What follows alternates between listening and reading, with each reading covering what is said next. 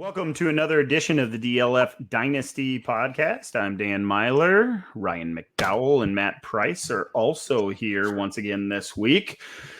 Guys, we've spent a lot of time lately talking about not only the rookie class, but also some veterans. We've talked about ADP. We've done a mock draft from 2022, which was a lot of fun.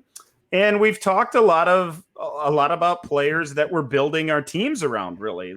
The guys that are really the cornerstones of our franchise on our dynasty rosters. Usually those guys that are taken in the first handful of picks, handful of rounds of our startup drafts. Today, though, this week we decided to dig a little bit deeper. Before we get to that, let's bring in Ryan. Ryan McDowell, how you doing, bud? I'm doing well. Glad to be back on here, and ready to dig in a little deeper. We don't get to talk about these players probably as much as we should. Yeah, we should for sure. And a lot of names came up in our research, and as we started talking about an idea for this week's podcast, guys that we probably don't talk about nearly enough, as you mentioned there. Matt, how you doing, pal? Doing well, Dan. Yeah, like you guys, excited to talk about some players we, normally don't talk about because they're, quote unquote, less relevant in Dynasty. But, we have bye weeks. We have an extra game this season. So I have a feeling that some of these players are going to come to the forefront a little bit more for us in an extended season. Excited to get into it. Good point. So the idea was to talk about late round targets, or maybe you'd call them the mid rounds. We're kind of targeting rounds 11 through 20 in the most recent DLF ADP. And we'll talk about a lot of these names. I'll certainly bring up most of them. But our idea would be to each choose a player out of that round, choose a different player out of the round that would be a player we would think about adding to a dynasty roster at this point, whether it be in a startup auction or even in the trade market. Whether that be a rookie or a veteran. So before we get to that, and we're going to go through round by round through this ADP, we should talk about where we would be coming into round 11. So Ryan, why don't you kick us off? If you're doing a typical single quarterback startup draft, where do you expect to be as you exit round 10 and you start to think about these mid to late rounds 11 through 20? Well, it's kind of a tough question because it's kind of loaded. Well, it's also been quite a while since other than these mock drafts that we do each month, it's been a while since I did a one quarterback startup. So it's almost a changing of the mindset to even have the conversation. But I would certainly be loading up on the wide receiver positions or position. I would think if of my first 10 picks, at least half of those, maybe even 6 or 7 of those would be wide receiver. And then the rest likely running back. We'll get into it here today, but I think it's pretty easy to wait on the tight end position and on the quarterback position as well in this format that we're talking about today. So coming into this round 11, that's probably what my team is going to look like. A lot of wide receivers, a lot of young players all around at any position. And very likely 0 tight ends or quarterbacks. Yeah, I'll echo the exact same thing. Lots of youth, most likely running backs, especially early, probably loading up on them in round 1 and maybe even round 2 and sometimes maybe even in round 3 as well. And then just hammering wide receiver in those rounds 4 through 10, which would leave me in the same position, looking at quarterbacks, looking at tight ends, and trying to add some value at the running back and wide receiver position and some depth at those positions as well. Matt, anything different for you? Yeah, a little bit. I think I'm probably more likely to take a quarterback before round 10 than you guys. I think the one thing that I would say doesn't necessarily get reflected in our one quarterback monthly ADP is true value of quarterbacks. I think we all get a little bit cute. We push down a lot of the players, maybe farther than they necessarily should be. We've done a lot of talking about how rushing quarterbacks are going to give us a huge advantage, now, and the late round quarterback theory is great and all, But if I can get Lamar Jackson in like the 6th round or something like that, then I may take a chance on one of those guys just to give me an edge at that position. And then at tight end, the only tight end I'm probably considering in the first 10 rounds is Kyle Pitts, as we've talked about. So other than that, though, yeah, heavy on the wide receivers. And I think a lot of it comes down to draft position and what players are going to fall to you. Because I could definitely see myself going in a heavy running back approach earlier, depending on where my pick falls in the first round. Because we know that those guys are going to be the true volume, the true league winning type running backs for the most part, right? But in general, I'm loading up a lot of youth, a lot of wide receivers. Ryan likes to talk about he doesn't want to take any player that's going to decline in value in the first, 5, 6, maybe even 7 rounds. And I think I've come around to that as well. So unless I'm starting off with Christian McCaffrey and I have the first pick in a 1 quarterback draft, I'm still going to take CMC there. I'm not going to, go for a wide receiver, and probably not Kyle Pitts either. So it depends on what you're drafting for, but generally, I think I'm a little bit more aggressive on the quarterback, even a 1 quarterback. And then a lot of wide receivers and a couple running backs, something like that.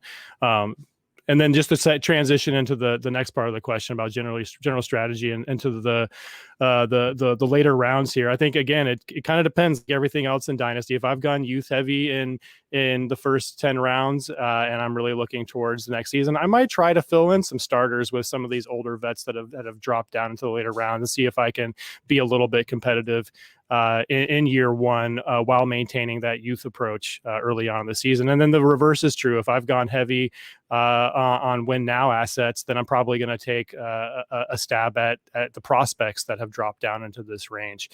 So it kind of just depends on how the draft comes to you and what your needs are and what your plan is with those later rounds. So Matt covered rounds 1 through 10. Then he got into what he would be looking for in these middle rounds. Ryan, how about you? Is there something specific you're looking for in rounds 10, 11, 12 and beyond without knowing actual names, the actual guys you put on your roster? Is there something generally that you're trying to look at among what's available in the market in each round throughout rounds 11 through 20? Sure. Well, first of all, I would say if my draft has gone as I alluded to earlier, and I have no quarterbacks or tight ends, then obviously that's going to be a big focus of these double-digit rounds is to pick up not just 1 or 2 of those, but maybe a volume approach, potentially 3 each of those 2 positions, and then the rest of the plan would really just go to what Matt alluded to is kind of my general strategy, finding those players who can gain value. And I do think the assumption there is that you're always taking the youngest player. You're always taking a rookie. There's a lot of cases, and we'll hit on some of them today, where a veteran is in a good position to gain value from where he is, especially if he's in one of these double-digit rounds that we're looking at. So it's not always, if you're trying to build that productive struggle team, it's not always just taking the youngest player or taking the rookie. There's some situations where veterans can gain value as well in the coming year. So those would be players I would be targeting also. And I should say at this point, we want this episode to be more than just an ADP show or a mock draft. A lot of this should be tilted towards team building. And, if you're already in an established league, we're trying to point out some targets that won't be all that expensive on the trade market, guys that you can add for less than a first round pick, and guys that you can add to your roster without, really opening up that wallet too much. So in general, it's a lot more fun to do a draft, right, guys? So we're gonna present it like a mock draft. I'm gonna go first, then Ryan, then Matt in round 11, and then we're gonna try to keep to the 12 players that are in each round. Then we'll reverse that in round 12 and then continue on. So try to identify some players that we like, whether it's a startup or a league that is established, we might as well kick things off right away in round 11. And here, just to give everybody an idea of what's available or what's expected to be available beyond pick 120 in a startup, we're talking about running backs like James Conner, Gus Edwards, and Darrell Henderson. There are wide receivers going off right around here like Gabriel Davis, Russell Gage, Diami Brown, and then some quarterbacks, guys like Matthew Stafford and Tua Tagovailoa, lots of tight ends as well in here, Robert Tonyan, Evan Engram, Irv Smith Jr., and Cole Kmet. That pretty much wraps up round 11. And I get the first pick here. I'm actually going to address the quarterback position right here and take Tua Tagovailoa. I typically try, guys, in these single quarterback leagues. I think, Ryan, you mentioned it. You like to have potentially 3 or maybe even 4 quarterbacks on your roster, even in a 1 quarterback league. This is where the value really comes out. And I expected to address the quarterback position early in this exercise. Some good options right here with Tua and Matthew Stafford. I like to have a young guy with upside. Tua presents that. He's one of the later guys that really present that at this point. If you were going for the veteran, maybe Matthew Stafford would be the first guy. But because there are so many veterans still on the board, and we'll get to those guys, I think Tua is the ideal fit for how I like to build a team. I'll take him right here in round 11. So that puts Ryan on the clock. Yeah, Tua was definitely on my short list, one of the targets here. Interestingly enough, he's really towards the bottom of this round. The 10th player drafted in this round. So not only a nice value, big picture, but even compared to some of the other players you mentioned, a good value here. I'm going to go with Irv Smith, the Vikings tight end. I think after Kyle Rudolph was released earlier this offseason, a lot of people have looked at Irv Smith as a potential breakout. He was kind of slowly chipping away at that role the first 2 years of his career. What I really love about his situation, other than that opportunity to start this year for the Vikings, is that he's just 22 years old. With most tight ends, we do have to wait. We have to wait 2 to 3 to 4 years before they actually get that chance to play, before they can potentially break out, and they might already be 25 or 26 by that point. Smith came into the league so young. So that's a bonus for dynasty players. I'll take him here in this 11th round range. So Irv Smith's gone. Tua Tagovailoa's gone. Matt, who do we got with your pick here in round 11? I went tight end as well, but I went with somebody else who's, I guess, is maybe on brand for me, and that's Evan Engram. I know he just has disappointed a lot, but in 2020, only 4 tight ends had over 100 targets, and Engram was 4th with 109 at 6.8 targets per game, just 1 behind Logan Thomas at 110. And of course, Kelsey and Waller led the league with 145, just in a different kind of galaxy. But despite that high target share, he only finished as the tight end 15, but I think that's going to be largely due to the touchdown production, which he only had 1 of last season. So if regression does hit and he comes up to the 6 touchdown range or so, which is what he hit as a rookie, his only other complete season in the NFL, then he would have finished as the tight end 4 in 2020. The only other season he was completely healthy was that rookie season where he did get 115 targets, finished as the tight end 5 overall. And then in 2018 and 2019, he had trouble staying on the field. In late 2019, he suffered a pedal foot sprain, which is kind of like a Liz Frank injury, but not exactly. And we know how long it takes receiving options, especially route runners like Engram, to come back from those kind of things. But prior to that, in that same season in 2019, he was targeted 68 times in 8 games for 8.5 targets a game. So still a very high volume option there. And then in 2020, it looked like he was still kind of struggling with that foot injury to me at times. So this entering 2021 will be the first time he's really starting a season completely healthy since his rookie year. So if it all comes together, we could be looking at a top 5 tight end again in 2021. which would increase his value, in my opinion, from the tight end 12 right now. Obviously, you have some issues there with Galladay coming in, who's probably going to be almost certainly going to be the first option on the offense. But I still think Ingram's going to be the second one. You know, they have a bunch of wide receiver 2 types after Galladay, including their new guy, Kadarius Toney, who I don't think is necessarily going to take over that number 2 role right away. Obviously, Saquon is there as well, but I still think we're looking somewhere in the 85 plus target range as an absolute floor, and could easily get over that 100 targets again as well. So, if everything comes together, those touchdown numbers comes up, I think we could be looking at a top 5 to 6 tight end again in 2021 with Engram. So if I don't have a tight end yet, and I probably don't if I didn't get Kyle Pitts, then he's somebody I would be looking for as my starter for 2021. Yeah, and it seems like the general consensus among dynasty managers, we're all down a little bit on Evan Engram. He's tight end 12 right now, just packed in here with a whole bunch of other tight ends. I mentioned Tunyon, Evan Engram, Irv Smith Jr., Cole Kmet, and at the top of the next round is Adam Trautman. So there's a bunch of them right here within about 8 or 10 picks.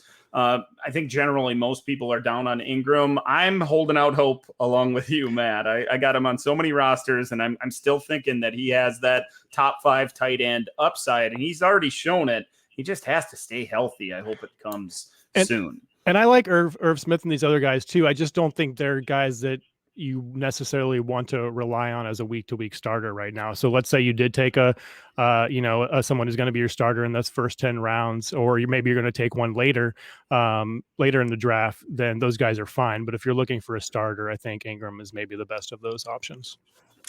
So round 11 presented a handful of pretty good options. I went with Tua and mentioned Matthew Stafford as a strong option. Ryan, Matt, you both jumped into the tight end market. There were other options. Cole Kmet is a nice guy, a nice player to add to your roster. Also, Robert Tunyon as well. So round 12, maybe not so much. The options kind of go downhill. We hit a little bit of a tear break here. I'll run through the names real quick. It goes Adam Trautman, Antonio Brown, Nyheim Hines, Zach Wilson, Devin Singletary, Kenyon Drake, Tyler Higbee, Parris Campbell, Alexander Madison, Brian Edwards, Amon-Ra St. Brown, and finally Baker Mayfield. So those are our options here, Matt. Who are we going with in round 12? I'm going to go with a wide receiver. I'm going to go with Parris Campbell. Obviously had an injury-riddled rookie season, but in week 1 of 2020, he led the team in targets with 9 and turned that into 6 receptions for 71 yards, which also led the team. And then early in week 2 last season against the Vikings, I believe, he injured both his PCL and MCL, and that was it for the second season of Parris Campbell. So we really haven't seen him put together a healthy season yet. But if he does, I think he has a chance, pretty good chance to be the wide receiver 2 there, just based on target share. I think that Carson Wentz is really going to like playing with him, and all the way down at wide receiver 62. I just feel like that's all upside at this point. So he's somebody I would take a shot for sure on in the 12th round.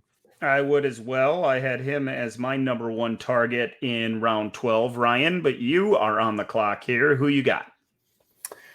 Yeah, I think there's a lot of good options here, especially at that tight end position. We talked about them a lot in the previous round, but Trautman and Tyler Higbee, 2 more here in this round. So it really just makes me think, if you're not getting Kyle Pitts, then definitely wait on the position. I don't know that there's a huge difference between guys like that and Noah Fant or Dallas Goedert. Yep. Compared to what you have to spend on those players. So with all that said, I'm not taking a tight end in this round. I'm going to go with one of those players who is not young by any means, but I do think can gain value. I'm going to take Antonio Brown here. I think he stands out as a major value, wide receiver 61, 12th round overall. And I tweeted about this earlier. It just got me thinking, why are we taking Julio Jones in round 6? And Antonio Brown in round 12. Like, to me, they should basically have the same value. Brown is less than a year older. I think he's like 8 months older than Julio Jones.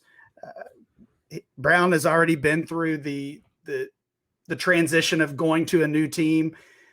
I think it's pretty easy to say he's on a better offense right now than Julio Jones. And Jones I guess it could be argued that they're both the second option on their team, and maybe even the third option in Brown's case. Although when he was on the field, he was regularly out targeting Mike Evans and sometimes Godwin as well. So I just think Antonio Brown is a screaming value here. You look at the wide receivers that we're going to talk about in these double-digit rounds, and there aren't very many that can give you that wide receiver 1, wide receiver 2 production in the short term. AB might be the only one. Yeah, I like that pick, Ryan. It's a little bit surprising. You talked a lot about adding youth and guys that can add value, and I get your point that Brown could add value, especially in year one if you're building a contender and you're trying to add some players that you can put in your starting lineup. So a little bit surprising that it's Mr. McDowell going with Antonio Brown of all people, but I certainly like it, and he makes for an excellent trade target for those that need that flex guy, a guy that they can stick in their lineup every week. I'm up next here in round 12, and I am going to go with a tight end and a younger guy. I'll go with Adam Trautman. Matt, you talk regularly about depending on tight ends or buying into a tight end that doesn't appear to be or have a path to be one of the top 2 targets on a team. And in New Orleans, there is the potential for Trautman to be at least that second option on the edge if you don't count in Alvin Kamara in the passing game. So Trautman, a young guy, only 24 years old, showed a little bit of flash last year, and I realized that Drew Brees is no longer there. But when I considered him against some of the other tight ends that would be available both in this round and later on, I thought getting the young guy now was important with all the veterans that are still available, which we'll get to here pretty soon. So that wraps up round 12. We'll move on to round 13. And once again, it's dominated by tight ends. Hunter Henry, Jonnu Smith, and Pat Freiermuth are the first 3 among round 13 ADP. Then it goes Devontae Parker, Denzel Mims, Jamal Williams, Rhamondre Stevenson, Chuba Hubbard, Cole Beasley, David Johnson, Kenneth Gainwell, and Nelson Aguilar. So I went back and forth in this round with a few options. There's young names that could add to your depth at both running back and tight end as well, maybe even some wide receivers. And then there's some veterans that if you really need the right guy, he could certainly help out. I considered David Johnson because, guys, he's going to be a starting running back. He's going to play this year in Houston, and despite most of us not thinking they're going to be all that competitive, he's going to touch the ball 10 plus times every single week that he's healthy. I did pivot off of it, although I think it would be a good target, and I hope maybe at least you guys considered him because he's so cheap on the trade market. Because we're doing the draft format, I pivoted late, and I went with Hunter Henry, another tight end. I went back-to-back at the tight end position. Considering I had Trautman already, I think pairing him with Hunter Henry, a veteran guy that can plug into your starting lineup that you feel like is going to get targets, whether no matter who's under center with the Patriots. I know he's changing teams, and there's not a great history of tight ends changing teams and making a big impact. But Hunter Henry's still only 26 years old, despite Jonnu Smith also signing there. I prefer him slightly, and both were available in this round. Would have been fun if they were split between round 12 and 13 rather than the top 2 spots in round 13. I'll go with Hunter Henry to add to my tight end core that started last round with Adam Trautman. Ryan, you're once again on the clock. I'm going to echo a lot of what you said, except I slightly prefer Jonnu Smith. So okay. Me too. That's who I will take. That's what I was going to say. Yeah, Smith, a little bit younger, actually got a larger contract from the Patriots. And I don't think we can pretend to know exactly what's going on in that offense, but I am pretty confident that those are the 2 most talented pass catchers right now on that roster. So I think both can coexist and produce, but I do slightly prefer Smith, as I said. So I'll take him here in this round. Matt? This is apparently the Patriots round because I'm going to take Rhamondre Stevenson, running back, fullback, whatever you want to call him. But, I'm not excited necessarily about the rest of the options on in that backfield, Sony Michel, I think, is pretty much done at this point. Damian Harris has gotten a lot of buzz this offseason so far, so he's probably going to get the first shot at those early down carries, but he doesn't really necessarily offers the same size and skill set, I don't think, as Stevenson does, who, for such a big player and such a between the tackles runner, he also, I think, has some pretty soft hands and can be a weapon out of the backfield. Now, we've had this discussion before, like, is he really going to get the targets out of the backfield over a guy like James White? Probably not. But he's somebody that I think could take over that like 2 to 3 down role after the 2021 season. So he's a prospect I would look to grab at this point. I know you mentioned David Johnson. I don't know. Like, do we really know that it's going to be David Johnson? Is it going to be Mark Ingram? Is it going to be Phillip Lindsay, who I think is maybe the best back on the roster right now? And it's going to be a terrible team. We don't know. We assume it's going to be Tyrod Taylor. Is it going to be Davis Mills? I just don't know. I just don't know if I want to have a running back necessarily on that team. But if I am going to grab a running back here, it's going to be Stevenson. Yeah, I like that. Stevenson is a guy that I considered as well, along with those tight ends. I mentioned David Johnson. There's a handful of names that you could go with that were really all over the board. Freiermuth is another one worth thinking about if you're looking for the youthful tight end. If you wanted to pivot off of Rhamondre Stevenson but stay at the running back position, both Chuba Hubbard and Kenneth Gainwell find themselves right in this area. I prefer Stevenson as well. So there are certainly options this deep. And if you're talking about the trade market, a lot of these guys are relatively cheap. We're talking about getting most of these guys for second round picks at the most. Yeah, I'm just thinking how bad is it for Denzel Mims that not only did we even mention his name, Denzel Mims, and I love him, but it's not looking good. It's not looking really great. not. And we didn't see enough out of him as a rookie to make any kind of sweeping judgments, though. There's going to be more opportunities. We all can at least hope, I guess, and pray that New York offense is better and well run as compared to what was happening before over the last few seasons. So hopefully Mims finds himself as the deep threat that can work in the intermediate area as well in that San Francisco Shanahan type offense, which should be good for everybody involved, including Mims. I mean, we could definitely see a world where it's Mims and Elijah Moore going forward. I think I don't necessarily think Mims fits as well in that particular system, but good players, they can find a way to make it work, I think. All right, we got to get to round 14 now. Matt, you finished up round 13, so kick us off here. This was the grossest round for me, at least so far.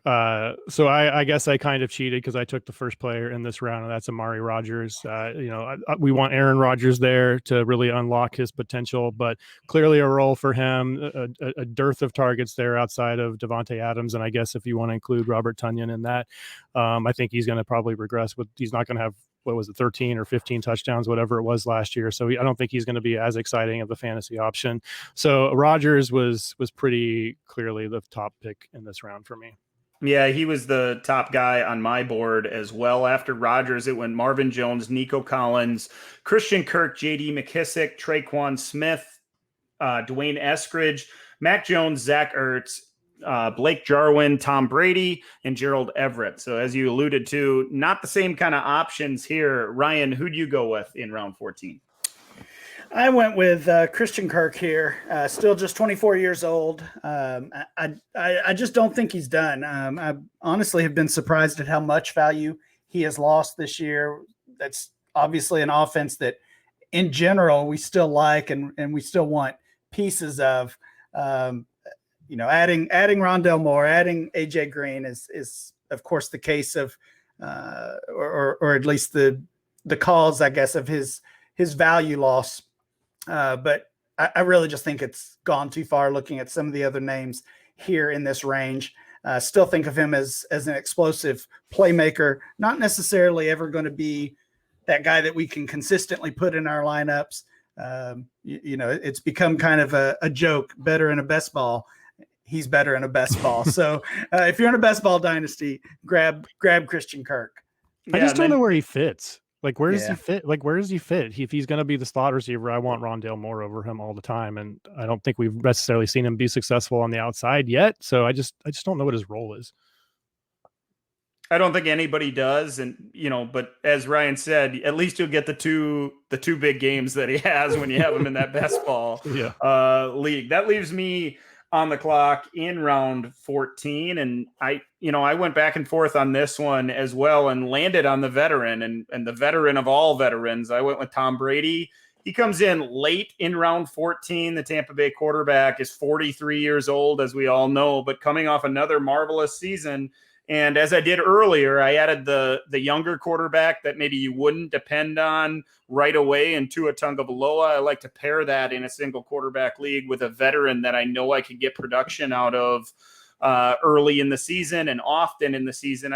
You can depend on Tom Brady, and whether that's for 1 year or 2 years or however long Tom Brady wants to play, he's going to keep putting up numbers. So he fit in well with how I like to build a team. I'm not usually targeting him in leagues. I'm probably not trading a lot of the players that are listed in round 14 or 15 straight up for Tom Brady. But if we're going to do it this way as a draft, Brady kind of fits my team build, or my typical team build. That sends us over to round 15, guys. And this round kicks off with a couple quarterbacks as well. It goes Carson Wentz and Kirk Cousins, followed by Latavius Murray, Austin Hooper, Josh Palmer, Tariq Cohen, Jakobi Meyers, Jeff Wilson Jr., Matt Ryan, T.Y. Hilton, Anthony Ferkser, and Darrington Evans. So because there's all these other veteran quarterbacks, if I weren't to take Tom Brady in the last round, I'd probably be talking about these other options. I'm a believer in Wentz, and I don't have a problem with rostering a guy like Matt Ryan. Because I just went with Tom Brady, I'm going to pivot here, and I'm going to take a stab, kind of. I'm going to go with wide receiver 76 in the ADP. That's Jakobi Meyers. I think he has a chance to be the number one receiver, and not just wide receiver, maybe even pass catcher in that offense. And there's so many unknowns. Is it going to be Mac Jones under center? Will they go with the veteran and Cam Newton? I think Jakobi Meyers matches up with either one. Jakobi Meyers is still very young. He showed out well late in last season in spurts when Cam Newton was able to get him the ball with a little bit of space. So whether you're on the trade market looking for a guy that could move up in value, as Ryan always talks about, you're trying to add guys that could go up in value. If Meyers is the number one pass catcher in New England, if he's even the number one wide receiver in New England, fantasy-wise, his value, we're going to be talking about him as higher than a round 15 guy. So I picked him out among these 12 players as the most valuable, although there are a few other options, Ryan. Yeah, you sniped me on that one. And honestly, I think Meyers is probably 4 or 5 rounds undervalued here. I feel like he's a player we should have been talking about in that 11th round range, maybe that we began the show with. So love that pick. I'm going to go with a wide receiver here as well. Since you took my guy, I'll take Josh Palmer, the rookie wide receiver from the Chargers. Just pretty clear to me that LA team is looking for a third option in the passing game. Mike Williams will be a free agent after this season, and the way they cycled through those guys like Tyron Johnson and Matt will have to remind me of the other guys' names. I can't even remember anymore. Jalen Guyton. Yeah, there we go. Jalen Guyton. Yeah. So love the opportunity for Palmer. Obviously a rookie with a chance to gain some value, especially if Mike Williams leaves, let's say bolts after this year. Nicely done. Matt, you got to round out round number 15. Yeah, there's a lot of good options this round, and the only one that was taken that I was kind of excited about was Palmer.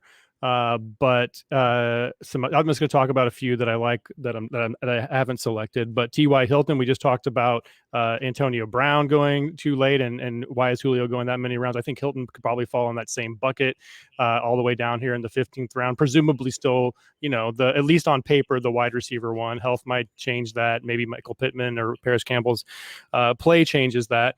But I think he's still a good option at this point. Tariq Cohen is interesting this late. We saw him catch a whole lot of balls a couple of years ago. So I am in the camp that I don't think Montgomery is getting all of the touches. I know that's kind of that kind of narrative is kind of picking up steam lately on Twitter, that all of a sudden Montgomery is like this hot option. I'm not on that board. Latavius Murray is somebody that I kind of like this late. If it is for some reason Taysom Hill, we saw Latavius Murray be extremely productive in that offense. At times more productive than Kamara in certain games, depending on how they were going to play. So I think all those are good options, but I will take a quarterback here. I'll take Carson Wentz for all the reasons you guys already mentioned, really, about the other veteran quarterbacks in this range. New team, way better offensive line. He was one of the most pressured quarterbacks in the league last year, and now goes into one of the best offensive lines and is paired with a coach who kind of unlocked his potential several years ago. So if I don't have a quarterback yet, Wentz feels like a really good option here. For the record, if we could have gone outside of round 14 in the last round when I took Brady, I would have taken Wentz, because you are buying back those years, and it's not a small, it's a significant amount of years, 15 years younger, and he's 28 years old. It's crazy when you talk about it that way. I like the Wentz pick. He was the next guy on my list as well, and certainly looks like he could be a value because we all remember that MVP caliber season he had. Do you think it's realistic to say Tom Brady has more fantasy quarterback one seasons left than Wentz does? It's possible. Of course, that Wentz was pretty gun shy last year. He got hit so many times and so hard that it's conceivable that sticks around with him, that he remains gun shy even after switching teams and getting the fresh start and all those things. So there's reason for concern, and that's why we see him in round 15 and not round 10 or 11. Like a lot of people still think he should be valued, and probably for good reason. Let's jump over to round 16. We're going to try to get through all the way to round 20. So we probably got to speed up just a little bit. We'll try to do that right now. Round 16 starts off with Jamison Crowder, then goes Jared Cook, Darius Slayton, Sterling Shepard, Rob Gronkowski, Phillip Lindsay, Marlon Mack, Sammy Watkins, Giovanni Bernard, Daniel Jones, Elijah Mitchell, and KJ Hamler. Matt, why don't you kick us off here? Yeah, I have the first pick in this round from the three of us, but I'm actually going to take the last pick in this round, KJ Hamler, somebody I know you liked quite a bit coming out, Dan. I've come around on. He just offers something a little bit different, I think, than the rest of the receivers in Denver. Obviously, the quarterback situation, but he's got more speed than Cortland Sutton and Jerry Jeudy, so he can be that deep option. They didn't really use him like that last year. Only 6.8 yards per target last season, but I think that's an option they could unlock out of the slot, which I think is his best position in the NFL, to be honest, is kind of a deep slot kind of player. So still very young, 22 years old, and was productive in limited opportunities last season. So like KJ Hamler here in this round. Yeah, I do too. Youth and speed and big playmaking. There's lots of potential there for sure.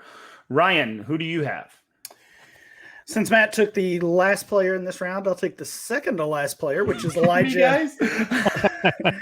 That's Elijah Mitchell, the 49ers rookie running back. Of course, it's really been all about Trey Sermon this offseason since they drafted him. And there's been a lot of talk about the crowded backfield. They also signed Wayne Gallman and still have Raheem Mostert there, of course, as well.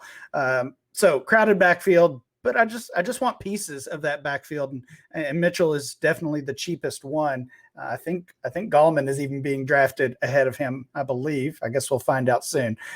So Mitchell is just that cheap dart throw. I mean, a third round rookie pick or maybe even later that is worth the gamble. Yeah, he's worth the gamble for sure. You guys snaked me on my top two choices out of the round. It is rare that they're going to be the bottom two guys in ADP as well. I'm going to have to pivot completely. Can't really go with the youth. I'd like to go with the third lowest, but that's Daniel Jones, and I'm not gonna die on that mountain again. Let's go with veteran then. I'll take wide receiver Jamison Crowder. Got the updated deal with the Jets. He'll stay there for this season, and I realize that he's been around forever, or at least it feels that way, going from Washington to New York. But he is only 28 years old. There's going to be another contract. He's in a contract season, so he's playing for the big bucks. I think he's that veteran presence, that guy that will play underneath in that San Francisco-esque offense that they're implementing there in New York. I could see a lot of catches, like 80-plus catches for Jamison Crowder out of the slot, renew some of that value, and that could create a value surge, a dynasty value surge for a guy that's only going to be 29 next year. So Jamison Crowder is my pick in round 16. In round 17, there are 12 names to consider. They are Tevin Coleman, Van Jefferson, Derek Carr, LaMichael Pirine, Eric Ebron, Rashaad Penny, James White, Tutu Atwell, Khalil Herbert, Alan Lazard, Sony Michel, and Rashad Perriman. I'm going to go with one of my guys in this round. It is Van Jefferson. Guys, I think he is the wide receiver 3 in LA. I know a lot of people are saying, well, they drafted Tutu as well. He's going to be a deep threat. And, they have Deshaun Jackson. He's going to be on the field. And they have a pass-catching tight end in Higbee, so he's got to get the ball as well. I just believe in Van Jefferson. I think no matter who misses time, if either of the top 2 wideouts in Los Angeles miss time, Van Jefferson is the guy that fills in for him. I don't think one of the other ones will. So there's going to be a role for him. And Reynolds played that role a little bit over the last couple of years. It could expand. I'm not counting on that. But when you're talking about round 17, most likely your wide receiver 8 or 9 at this point in the draft, right? Especially in a 1-quarterback league. Van Jefferson fits the bill. He fits in right with KJ Hamler, who was just selected, and I like a lot. If you're looking for depth and guys with upside, if you're staring at this list of players, I really like Van Jefferson's name. He certainly stands out at wide receiver 83 for me in round 17. Ryan? You got me again. He was my top pick. I like that one. And again, you get to this point in the draft. There are some gross names in this round. There's some bad ones.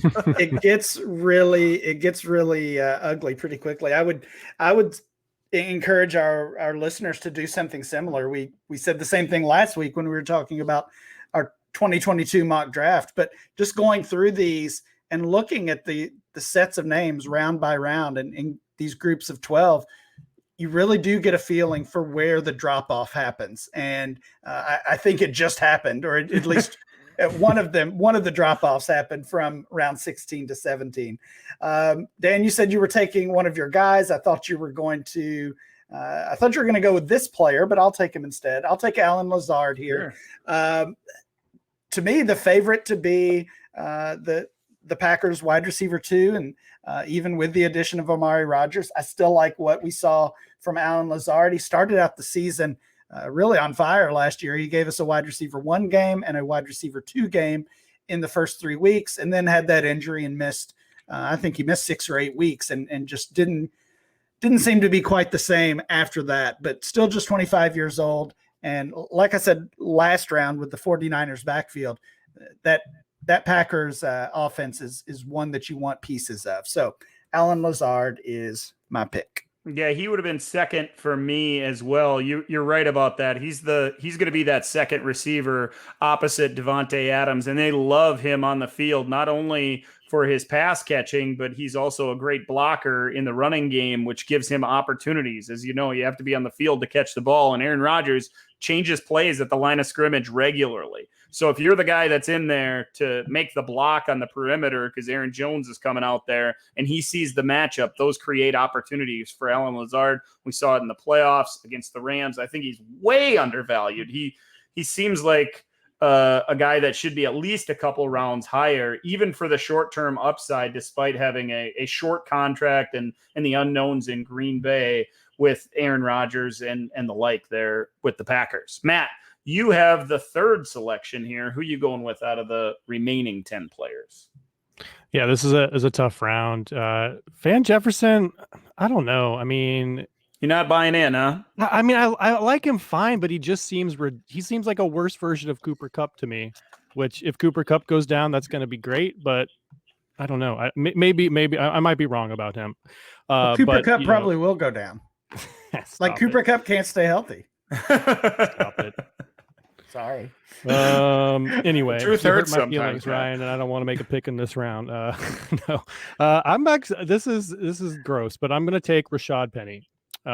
25 years old. I was just looking a little. What? Okay.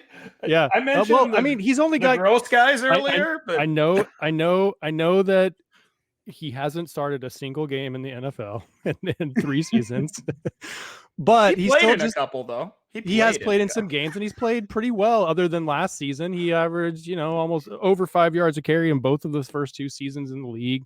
Not that we care about yards per carry, but he's been an efficient runner when he's been on the field. He just really hasn't gotten a crack necessarily to be the guy, because Chris Carson has always been better, and he's probably going to be better again this season. But we know that Carson has injury issues of his own. There's really not anybody else there. DJ Dallas, you can throw him into the mix, I guess, but he's coming off of a serious injury, multiple serious injuries if we want to go back to like 2019 where he tore an ACL.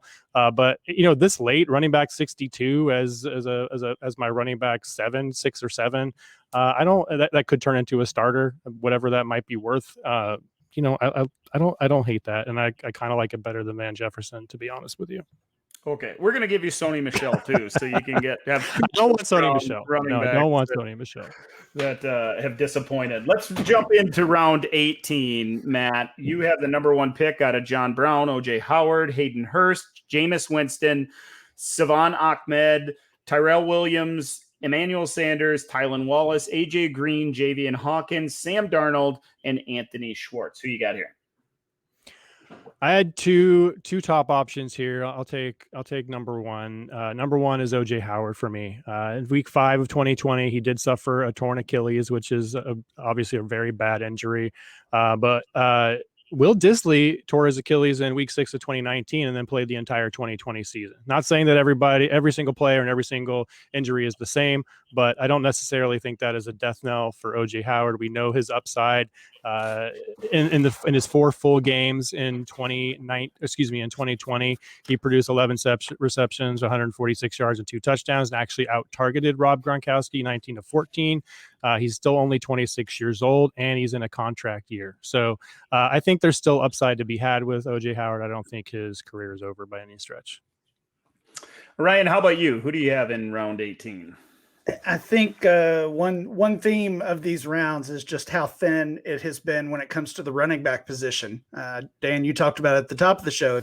If you want running backs, you've got to take them early in the draft. So when I see a running back that I think is worth a shot, that's probably the pick I'm going to make. That's what I'm doing here. I'll take Salvon Ahmed. Yep. Only played in 6 games last year for the Dolphins. Didn't even see the field until week 9 as a rookie. I believe he was undrafted. There were 3 games last year in which he got double-digit carries, and he was a top 20 fantasy scorer in all 3 of those games. Myles Gaskin has definitely become a trendy pick after the Dolphins didn't address the running back position, and I get that, but Gaskin had some injury issues last year, and he's certainly not locked in as that proven RB1. So for those reasons, I'll go Salvon Ahmed. Yeah, I like that one. I was going to go with Ahmed as well. And, it's weird because at draft time, we heard from everybody how Gaskin was this big winner. He's the biggest winner of the draft because Miami didn't address the position. But really, Ahmed has the same win. It's clear that he's behind Gaskin on the depth chart. Gaskin came back from injury, was still a little bit banged up late last year and got on the field ahead of him. But I don't think anybody expects Gaskin to play 17 games this year. So Ahmed could make an impact for your dynasty roster for sure. I would have gone with him if I could have, but I can't. So I'll take the other tight end in Atlanta. I'll take Hayden Hurst. He's a guy that I'm targeting on a lot of my rosters right now. It's really, the dynasty, or I guess the fantasy community in general, continuously says, oh, well, they have Pitts. Pitts is he's going to run all those routes. But Pitts is going to play on the perimeter. He's really going to be the big slot and the guy moving around the formation. Hayden Hurst is still going to be on the field, and he'll still run those short to intermediate tight end routes. He'll catch passes out of that. So to get him in round 18, that feels just fine. I like the value there. That sends us to round 19. The options here, Amir Smith-Marset from Minnesota, then Damian Williams, Jacob Harris, Dawson Knox, Olamide Zacharias, whatever, I can't always say his name. Olamide Zacchaeus. Thank you. Malcolm Brown, Jordan Love, Larry Roundtree, N'Keal Harry, Mo Alley Cox, Darrell Williams, and Marquez Callaway. Gosh, I did a prep even because I knew I was going to say all the names, so I went through all of them, set them ahead of time, still screwed it up. I'm taking Jordan Love, guys. I'm going to take the quarterback in round 19, and I realize that I'm the guy that believes Aaron Rodgers will be back and will play all 17 games for the Packers. That doesn't mean in a dynasty that I don't want Jordan Love. They drafted him in the first round. They obviously thought he was a top 10 or 15 talent in that draft class to trade up for him and go get him like they did. Now he's getting reps in camp. He should get reps in a short or at least some preseason. We're going to see some of Jordan Love. And I think the day that Rodgers comes back is going to be the day that those that believe in Love should go out there and try to add him to their rosters. So I take Jordan Love. Ryan, who are you going to take? I knew you were taking Jordan Love. That was an easy So you didn't pick. you didn't even write his name down. I bet. Didn't even consider him. I saw you had the pick in this round, and I knew how this was going. I'm going to take a guy I like to grab in late drafts, either redraft or dynasty. He was actually my last pick in the Scott Fishbowl. I'll take Marquez. Going to take him. I'll take Marquez Callaway. This is kind of a Traquan Smith pick. I think Traquan Smith has had his shot and hasn't really done anything with it. As we talked about earlier, I think that was the Trautman conversation you had, Dan, that Trautman could potentially be the second target for that Saints offense, or at least second pass catching target. We'll take Kamara out of the picture for a moment. I think it could also be Callaway, and obviously he is dirt cheap here as the wide receiver 96, and probably on waiver wires in a lot of dynasty leagues. He would be a guy I would be picking up to see how the early season goes, and really even training camp. We'll probably have a good idea after camp. I like that pick. I had him second on my list in the round. Matt, who do you have here? Man, there's a lot of good players in this round. I probably would have taken a few of these compared to the options in round 18 and maybe 17 too. I'm going to tell you players I'm not going to pick, but 1 and 2. Jacob Harris, very interesting in LA. Now that he has the tight end designation. Darrell Williams in Kansas City. They didn't really add anyone behind Clyde Edwards-Helaire. So if he falters again, maybe we have something with him this late. Larry Roundtree, I like better than Josh Kelly. I think at this point, we haven't seen him on the field yet, but Kelly definitely disappointed. So Roundtree, I think, is an option here. But I'm going to take yet another. Apparently, after round 11 is where we take all the Patriots, because I'm going to go back to former first round NFL pick and former 1.01 and rookie drafts N'Keal Harry. He has apparently requested a trade. We have no idea if that's actually going to happen, but maybe he needs a change of scenery to unlock his potential. Just 23 years old, entering his third season here, the historic breakout age or season for NFL wide receivers. He's training with TJ Houshmandzadeh. There's no real dominant wide receiver in that receiving core still. I know we talked about Jakobi Meyers earlier, and he's probably the volume option for sure. And then, of course, both of those tight ends. But I still have a little bit of love for N'Keal Harry, again, former first-round pick, and a player that we liked quite a lot in Dynasty and Devy for a long time. So to get him here all the way in the 19th as wide receiver 9 or 10, whatever it might be on my team, I'm happy to take a shot on him here. He's a guy that's probably available for a third-round pick in most leagues. Oh, maybe even a fourth. Yeah. And absolutely. Maybe even longer. Yep. So I don't mind buying in at wide receiver 95 prices, especially if he does get that second opportunity in a new spot. It never works in New England with these wide receivers unless you're one of those small slot guys or you're Randy Moss. So let's give him another shot somewhere else. I'd like to see him with a different uniform on sooner rather than later. We're to the last round, guys, round 20. Guys like Ty Johnson, Ryan Fitzpatrick, Travis Fulgham, Joshua Kelly, Byron Pringle, Devontae Booker, Jalen Darden, Quintez Cephus, Wayne Gallman, Keyshawn Vaughn, Keelan Cole, and Hunter Long are on the board. Matt, who do you got for your last pick in this draft? You guys know who it is. Yeah, I don't know why I asked. It's my boy from Wisconsin. It's Quintez Cephus. You're shooting. Right. Yeah, wide receiver 100. I mean, I am not necessarily afraid of Rashaad Penny. I'm coming around on Tyrell Williams a little bit, obviously, coming around on him a little bit just because I think that Rashaad Penny is terrible, and he has been good in the past. He wasn't good for the Raiders. He had one good season for the Chargers, but I'm not going to take him either. I'm going to take Quintez Cephus. 35 targets, 10 of which came in week 1. Less competition, I would argue, this season than he had last season. Marvin Jones is gone. Kenny Golladay was hurt most of 2020, so I don't know if you could necessarily consider him competition last year. But this year, those guys are all gone, and Cephus is the only one of those top 3 options that was here last season. New coaching staff, new quarterback, all of that stuff. So not sure how much all of that matters, but I still like Cephus, and I think he can probably. I think he's going to be on the field at least a lot more than he was as a rookie. So I'll take Quintez Cephus here at wide receiver 100 in the 20th round. Easy. We all knew it. He executed the plan. Ryan, who do you got in round 20? I'm not going to take Ryan Fitzpatrick, but I do think I love him there. I know he's great.